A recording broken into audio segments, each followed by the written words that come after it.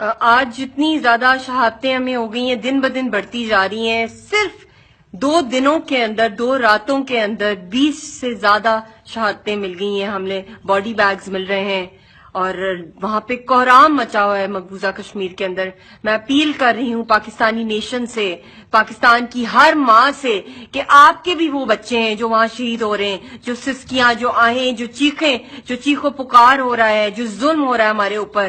ہمارا کیا قصور ہے؟ ہم آزادی مانگ رہے ہیں، ہم ہندوستان کا حصہ نہیں ہے. ہندوستان کی جو دہشت گردی ہے وہ دن بدن بڑھتی جا رہی ہے. اس دہشت گردی کو روکنے میں آپ لوگ ہمارا ساتھ دیں، نکلیں باہر، سڑکوں پہ نکلیں، احتجاج کریں، دنیا بھر کو یہ بتائیں کہ آپ کشمیری قوم پہ ظلم برداشت نہیں کریں گے. اس کو روکنے میں ہمارا ساتھ دیں، ہماری آواز بنیں. ہماری اور کتنی لاشیں چاہیے کہ تب دنیا ریلائز کرے گی؟ یونائٹڈ نیشنز کہاں سو رہا ہے؟